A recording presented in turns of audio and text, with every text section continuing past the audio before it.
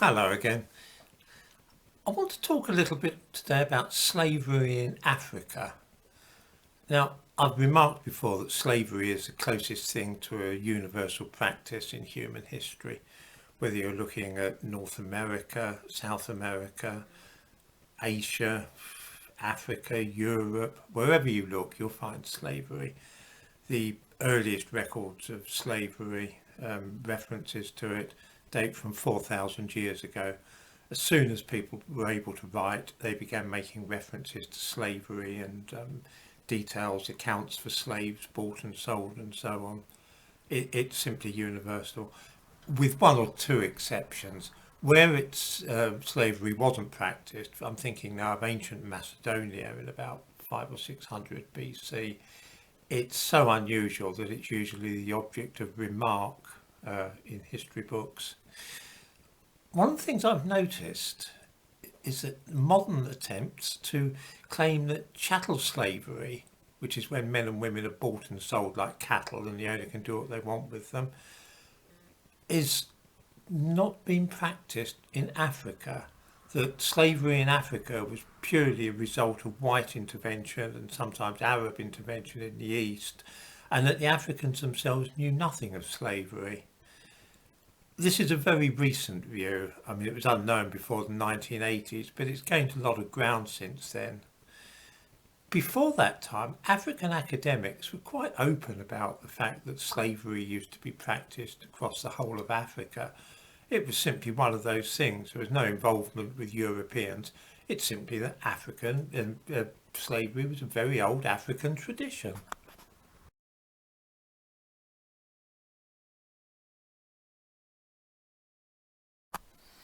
I've been looking at a book published in 1977 on the subject of African slavery, which has chapters written by Nigerian academics. This is it. It's called Slavery in Africa, and it was published in 1977 by the University of Wisconsin. I've put the details of the authors in the description to this video. I am not going to attempt to pronounce Igbo names because that would just lead to embarrassment for everybody. They write about the practices amongst Igbo-speaking people in southern Nigeria and eastern Nigeria, the area that used to be called Biafra in the 1960s up until 1970. And they shed a lot of light on it. The first point that they make is that it's an ancient practice which continued well into the 20th century, despite the most strenuous efforts of the British administration in Nigeria to suppress slavery.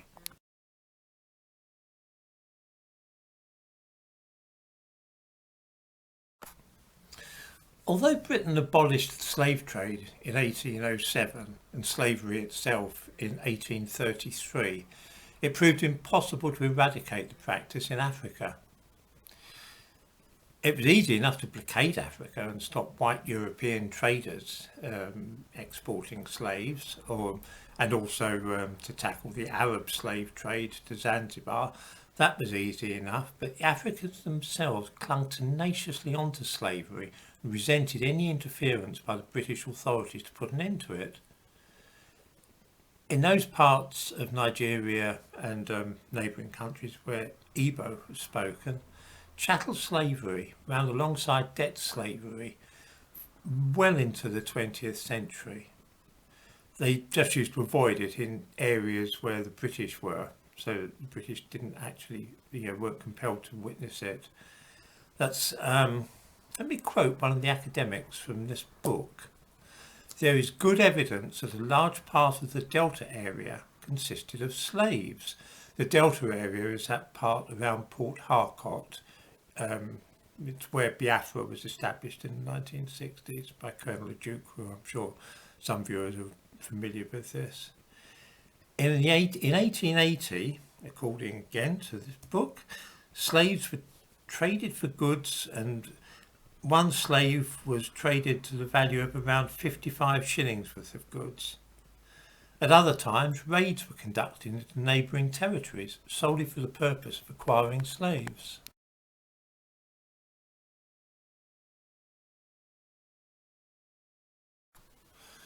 Slaves which had been bought or captured in raids was simply property. Their owner could kill them, sell them. They had no say at all in what happened. They could be mutilated. There are vivid accounts of slaves being killed and mutilated at the owner's whim.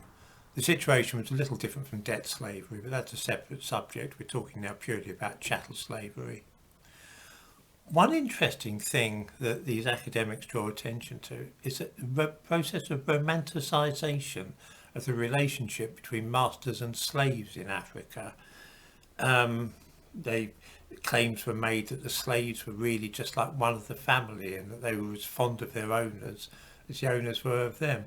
This reminds me very much of the ideas put across in the book Gone with the Wind and in the film, the idea that the slaves were perfectly happy with their lot. It's interesting to see this idea emerging in Africa, just as it did in the southern states of America.